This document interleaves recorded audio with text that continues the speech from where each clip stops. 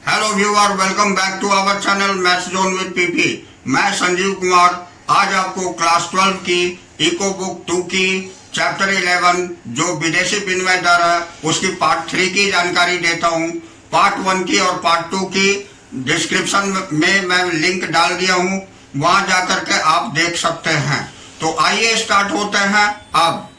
हाँ, तो आज की क्लास चैप्टर 11 के पार्ट 3 के अंतर्गत पहली टॉपिक है हमारी नम्य विनिमय दर प्रणाली, इसके दोष। तो जिसे हम फ्लेक्सिबल एक्सचेंज रेट सिस्टम बोलते हैं, इसकी डिमेरिट्स देख लेते हैं। तो आइए इसकी डिटेल जानकारी प्राप्त करते हैं। तो हालांकि नम्य विनिमय दर प्रणाली दोषों से मुक्त नहीं है। नम्य विनिमय दर प्रणाली के मुख्य उल्लेखनीय दोष इस प्रकार, जिसमें पहला दोष है दुर्बल करेंसियों की प्रभावहीनता, यानी मार्जिनलाइजेशन ऑफ वीक करेंसीज। तो इसके अंतर्गत देखते हैं, नम्य विनिमय दर प्रणाली के अंतर्गत अंतर्राष्ट्रीय मुद्रा बाजार में दुर्बल करेंसियां प्रभावहीन हो जाती है। बड़ी अर्थव्यवस्थाओं की शक्तिशाली करेंसियों के संबंध में छोटी अर्थव्यवस्था की दुर्बल करेंसियां अक्सर विशाल अवमूल्यन को सहन करती है। अब दूसरी पॉइंट है, तदनुसार अंतर्राष्ट्रीय व्यापार के लाभ छोटी अर्थव्यवस्थाओं की तुलना में बड़ी अर्थव्यवस्थाओं को अधिक प्राप्त होते हैं। तो ये पहली दोष थी। अब हम दूसरी दोष देख लेते हैं। अब ये दूसरी दोष बाजार की अनिश्चितता, जिसे अनसर्टेनिटी ऑफ मार्केट्स बोलते हैं। तो इसमें हम देखते हैं बाजार में अनिश्चितता की मात्रा अधिक होती है। विनिमय दर में बार बार परिवर्तन होने के कारण घरेलू अर्थव्यवस्था में एक स्थिर मौद्रिक नीति को लागू करना कठिन हो जाता है। अब तीसरी कमियां, एक स्थिर मौद्रिक नीति संभव नहीं, a stable monetary policy not possible. तो इसके अंतर्गत है कि विनिमय दर में बार बार परिवर्तन होने के कारण नम्य विनिमय दर प्रणाली में केंद्रीय बैंक यानी भारतीय रिजर्व बैंक के लिए एक स्थिर मौद्रिक नीति को लागू करना कठिन हो जाता है। तो विनिमय दर में बार बार परिवर्तन होने के कारण घरेलू अर्थव्यवस्था में ब्याज दर में बार बार परिवर्तन होता है। अब तीसरी कमियां, द्विपक्षीय व्यापार समझौता कठिन होना, यानी bilateral trade agreements becomes difficult. तो इसमें हम देखते हैं दिन प्रतिदिन विनिमय दर में होने वाले उतार चढ़ावों के कारण द्विपक्षीय व्यापार समझौते एक कठिन समस्या बन जाते हैं। यह अंतर्राष्ट्रीय व्यापार की समृद्धि को बाधित करता है। अब आइए अगली कमियां हम देखते हैं। तो ये हमारी चौथी कमियां हैं,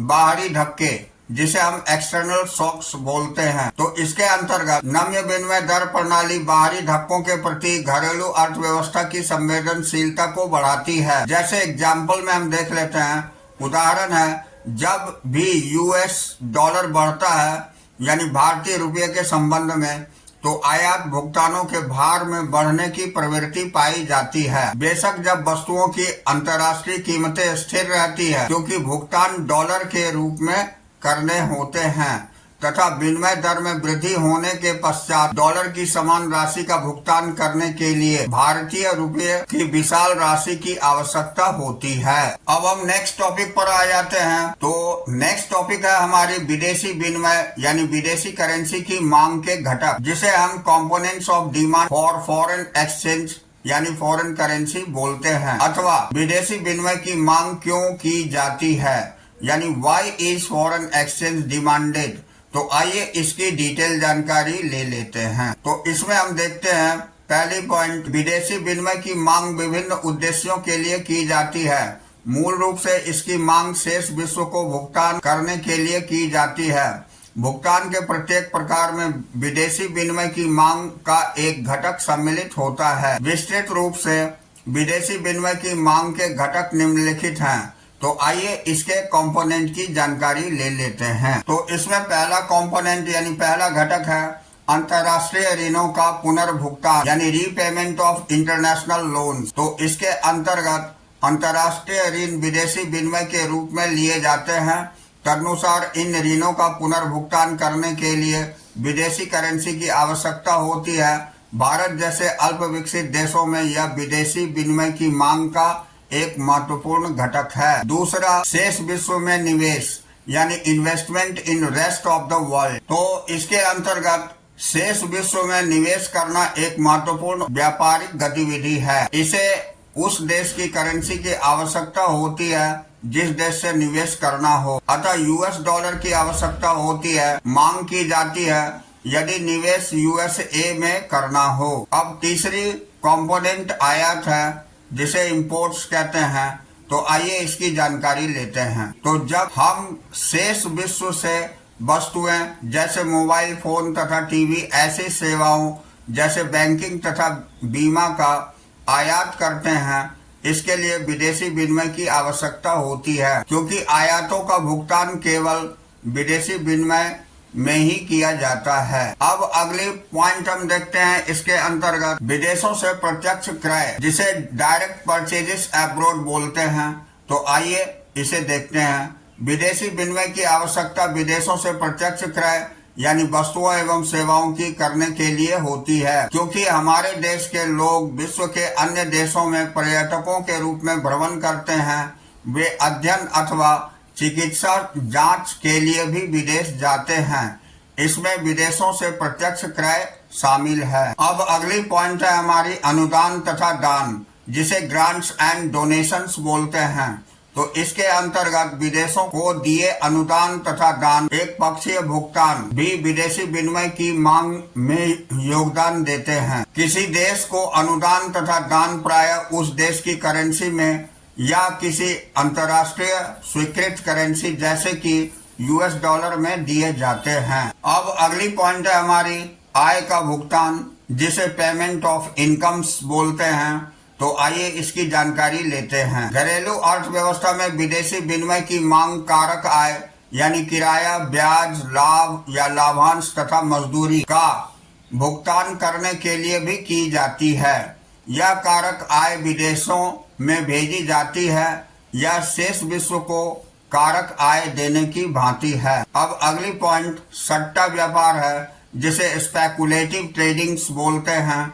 तो आइए इसे देखते हैं। तो विदेशी विनिमय विशेषकर शक्तिशाली करेंसियों के रूप में जैसे यूएस डॉलर सट्टा व्यापार करने के उद्देश्य से भी रखी या मांगी जाती है। अक्सर अधिक विदेशी विनिमय तब रखी जाती है जब विनिमय दर कम होती है एवं इसके विपरीत भी। तो मांग के ये घटक एक साथ जुड़कर विदेशी विनिमय के लिए समग्र मांग बनाते हैं। अब हम अगली टॉपिक पर आ जाते हैं, जिसे विदेशी विनिमय यानी विदेशी करेंसी की पूर्ति के घटक बोलते हैं, यानी हम components of supply of foreign exchange या फॉरेन करेंसी कह सकते हैं, अथवा विदेशी विनिमय के स्रोत यानी सोर्सेस ऑफ फॉरेन एक्सचेंज। तो आइए इसकी डिटेल जानकारी प्राप्त करते हैं। तो विदेशी विनिमय की पूर्ति निम्नलिखित स्रोतों पर निर्भर करती है।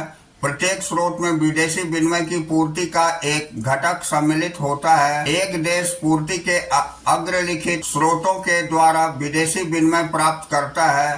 अब जैसे इसमें पहला है निर्यात, जिसे एक्सपोर्ट्स बोलते हैं। तो आइए इसकी डिटेल जानकारी लेते हैं। तो वस्तुओं तथा सेवाओं का निर्यात शेष विश्व से विदेशी विनिमय की पूर्ति यानी अंतर्वाह का एक महत्वपूर्ण स्रोत है। अतः भारत से यूएसए को वस्तुओं और सेवाओं का निर्यात करने का अर्थ होगा भारत को विदेशी विनिमय की पूर्ति करना, यानी निर्यातों के लिए प्राप्तियां के रूप में। अब दूसरी पॉइंट है शेष विश्व से निवेश यानी investment from rest of the world. तो इसके अंतर्गत शेष विश्व से निवेश करना FII तथा FDI को शामिल करके विदेशी विनिमय की पूर्ति का एक अन्य महत्वपूर्ण स्रोत है। आर्थिक क्रिया के इस माध्यम के द्वारा भारी मात्रा में विदेशी विनिमय का प्रवाह विकसित देशों से अल्प विकसित देशों की ओर होती है। अब अगली पॉइंट है शेष विश्व द्वारा प्रत्यक्ष क्रय यानी direct purchases by rest of the world. तो इसके अंतर्गत शेष विश्व के निवासियों द्वारा किया गया प्रत्यक्ष क्रय भी शेष विश्व से घरेलू अर्थव्यवस्था की ओर किए विदेशी विनिमय के प्रवाह में योगदान देता है। अब अगली पॉइंट है हमारी शेष विश्व से ऋण, जिसे loans from rest of the world बोलते हैं। तो आइए इसके बारे में जानते हैं। इससे अभिप्राय शेष विश्व से ऋण लेने से है।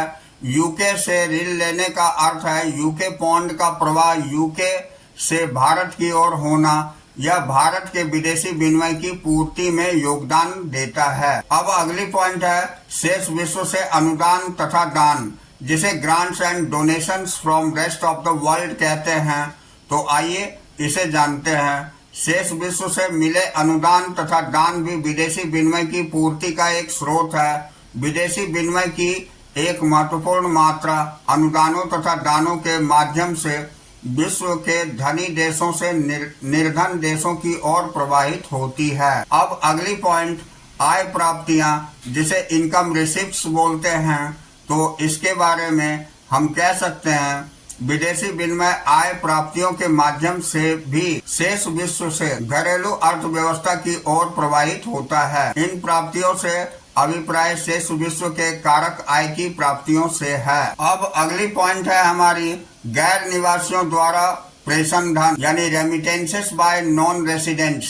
तो इसमें हम देखते हैं शेष विश्व में रहने वाले गैर निवासियों द्वारा भेजा गया प्रेषण धन का शेष विश्व से विदेशी विनिमय की पूर्ति या प्राप्ति का एक महत्वपूर्ण स्रोत है। ऐसा प्रेषण धन अधिकतर भारत जैसे विकासशील अर्थव्यवस्थाओं में विदेशी विनिमय की पूर्ति का एक महत्वपूर्ण घटक है। अब अगली पॉइंट है हमारी विदेशी विनिमय बाजार, जिसे फॉरेन एक्सचेंज मार्केट बोलते हैं।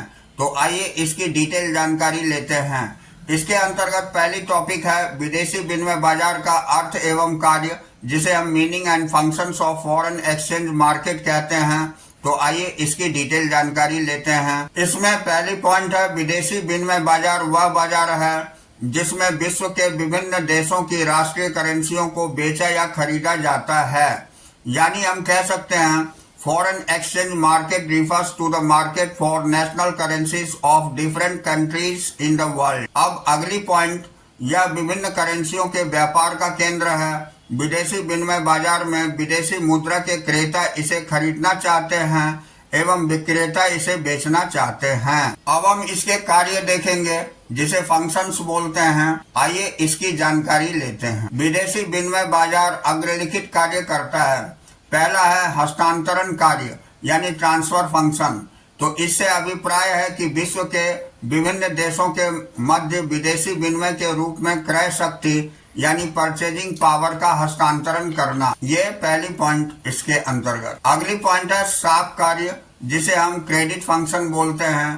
तो इसका अभिप्राय विश्व के विभिन्न देशों के मध्य वस्तुओं तथा सेवाओं के निर्यात तथा आयात के लिए विदेशी विनिमय के रूप में साख का प्रावधान करना। अगली पॉइंट है हमारी जोखिम से बचाव या पूर्वोपाय कार्य, यानी जिसे हेजिंग फंक्शंस बोलते हैं। तो इसका अभिप्राय विदेशी विनिमय दर के होने वाले उतार चढ़ाव के जोखिम से बचाव करना, यानी विनिमय दर को विदेशी विनिमय की भावी पूर्ति के लिए बंद कर दिया जाता है। तो ये 3 फंक्शंस थे इसके। अब अगली पॉइंट हमारी विदेशी विनिमय बाजार की कार्य पद्धति है, जिसे हम operation of foreign exchange market कहते हैं। तो आइए इसकी डिटेल जानकारी लेते हैं। तो विदेशी विनिमय बाजार या तो पहली पॉइंट है हाजिर या चालू बाजार, जिसे स्पॉट या करंट मार्केट बोलते हैं, या दूसरा है वायदा बाजार, जिसे फॉरवर्ड मार्केट के रूप में कार्य करता है। तो आइए इसके अंतर्गत जो टॉपिक है हमारी, पहली टॉपिक हाजिर या चालू बाजार, जिसे स्पॉट करंट मार्केट बोलते हैं। तो आइए इसकी जानकारी लेते हैं। तो इसमें विदेशी विनिमय से संबंधित हाजिर बाजार वह बाजार है जिसमें केवल चालू या हाजिर लेन देन का कारोबार किया जाता है। यानी spot market foreign exchange is that market which handles only spot transactions और करंट ट्रांजैक्शंस। तो आइए अब हम देखते हैं हाजिर बाजार की मुख्य विशेषताएं इस प्रकार है। पहली बात है लेन देन की अवधि के रूप में हाजिर बाजार दैनिक प्रकृति डेली नेचर वाला होता है। इसका भविष्य के लेन देन से कोई संबंध नहीं होता। अगली पॉइंट, हाजिर बाजार में जो विनिमय दर निर्धारित होती है उसे तत्कालिक विनिमय दर यानी स्पॉट रेट ऑफ एक्सचेंज कहा जाता है। तत्कालिक विनिमय दर या चालू विनिमय दर यह विनिमय दर है जो लेन देन यानी ट्रांजैक्शन के समय प्रचलित होती है। अब दूसरा पॉइंट हम देखते हैं वायदा बाजार, जिसे फॉरवर्ड मार्केट बोलते हैं। तो आइए इसकी जानकारी लेते हैं। तो वायदा बाजार के अंतर्गत विदेशी विनिमय से संबंधित वायदा बाजार वह बाजार है जिसमें भविष्य में किसी तिथि पर पूरे होने वाले विदेशी विनिमय के लेन देनों का कारोबार होता है।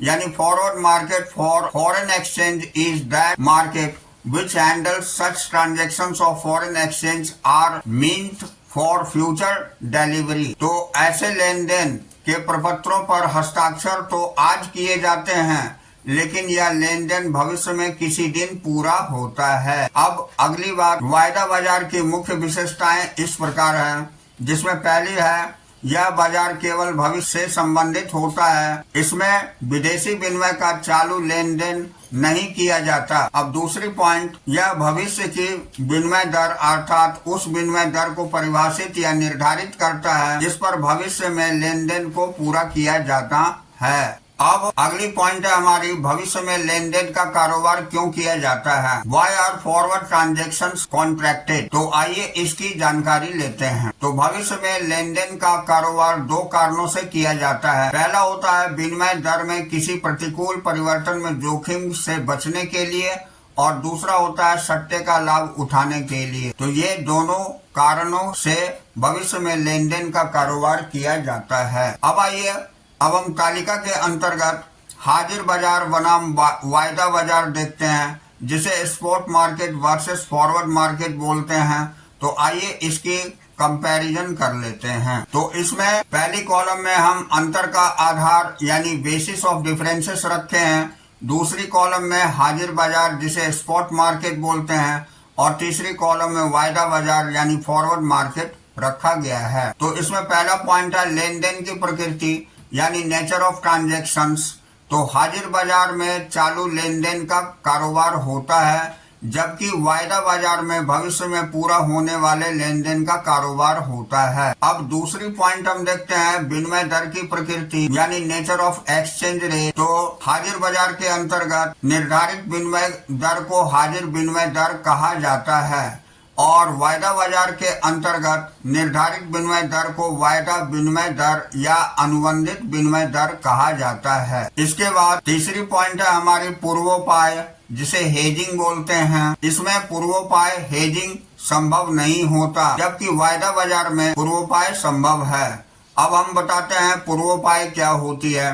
तो पूर्वोपाय हेजिंग का अर्थ है भविष्य में किसी तिथि पर पूरे होने वाले विदेशी विनिमय के लेन देनों पर हस्ताक्षर करके विनिमय दर में किसी प्रतिकूल परिवर्तन के जोखिम से बचाव करना, जिसे पूर्वोपाय कहा जाता है। अब हम महत्वपूर्ण अवधारणाएं यानी इम्पोर्टेंट कंसेप्ट्स देख लेते हैं। तो इसके अंतर्गत पहली पॉइंट हाजिर विनिमय दर, चालू विनिमय दर भी कहा जाता है। स्पॉट एक्सचेंज रेट जिसे कहते हैं, वह विनिमय दर होती है जो बाजार से उस समय प्रचलित होती है जब लेन देन के सौदे किए जाते हैं। अंतर्राष्ट्रीय मुद्रा बाजार में इसका संबंध हाजिर सौदे से होता है। दूसरी बात है वायदा विनिमय दर जिसे फॉरवर्ड एक्सचेंज रेट बोलते हैं। वह विनिमय दर होती है जिस पर भविष्य में पूरा होने वाले लेन देन का कारोबार होता है। इसका अंतर्राष्ट्रीय मुद्रा बाजार में हाजिर सौदों से कोई संबंध नहीं होता। वास्तव में वायदा विनिमय दर एक प्रकार की अनुबंधित यानी कॉन्ट्रैक्टेड विनिमय दर होती है जो उस सौदे पर लागू होती है जिसके प्रपत्रों पर हस्ताक्षर तो आज किए जाते हैं, किंतु लेन देन भविष्य में पूरा किया जाता है। अब हम अगली पॉइंट क्या करें और क्या ना करें यानी डूज एंड डोंट्स की जानकारी लेंगे। तो डूज और डोंट्स के अंतर्गत पहली पॉइंट है हमारी, आप इसे अवश्य समझे। यदि रुपए के रूप में डॉलर महंगा हो जाता है तो इसका अर्थ यह नहीं समझ लेना चाहिए कि भारत सरकार को डॉलर खरीदने के लिए अधिक करेंसी नोट छापने पड़ेंगे, बल्कि यह वह स्थिति है जिसमें भारतीय बाजार में $1 अधिक वस्तुएं और सेवाएं खरीद सकता है। अतएव $1 के बदले में हम अधिक रुपए नहीं बल्कि अधिक वस्तुएं तथा सेवाओं का त्याग करते हैं। दूसरी बात, पूर्वोपाय तब किया जाता है जब हम भावी लेन देनों के लिए विनिमय दर को बंद कर देते हैं, लेकिन इसे लाभ बनाने का साधन नहीं समझना चाहिए। पूर्वोपाय निकट भविष्य में विनिमय दर में संभावित वृद्धि के जोखिम से हमारी रक्षा करने का केवल एक साधन है, परंतु विनिमय दर कम भी हो सकती है। ऐसी स्थिति में पूर्वोपाय यानी विनिमय की चालू दर पर की कारण हानि भी हो सकती है। अब हम तीसरी पॉइंट देखेंगे। तो तीसरी पॉइंट के अंतर्गत संतुलन विनिमय दर तब प्राप्त होता है जब विदेशी करेंसी की पूर्ति विदेशी करेंसी के लिए मांग के बराबर होती है। परंतु यह ध्यान रखना महत्वपूर्ण है कि संतुलन विनिमय दर जो पूर्ति मांग शक्तियों की स्वतंत्र अंतरक्रिया द्वारा निर्धारित होती है, प्रबंधित तरलशीलता या गंदी तरलशीलता के कारण एक स्वांग यानी फार्स बन जाती है। एक वास्तविकता की बजाय गंदी तरलशीलता का लक्ष्य पूर्ति मांग शक्तियों को प्रभावित करना होता है। कुछ हद तक विनिमय की बाजार दर विनिमय की संतुलन दर होने में असफल होती है, यानी विनिमय की बाजार दर तथा विनिमय की संतुलन दर के बीच विभिन्नता का अभिप्राय है कि वैश्विक अर्थव्यवस्था में निर्यात तथा आयात का पूर्णतया निर्धारण बाजार शक्तियों की स्वतंत्र अंतरक्रिया द्वारा नहीं होता है। तो आज की क्लास हमारी यहीं ओवर होती है। अगले दिन फिर मैं अगली चैप्टर लेकर मिलूंगा। So that's all for today. We will meet again on the next class.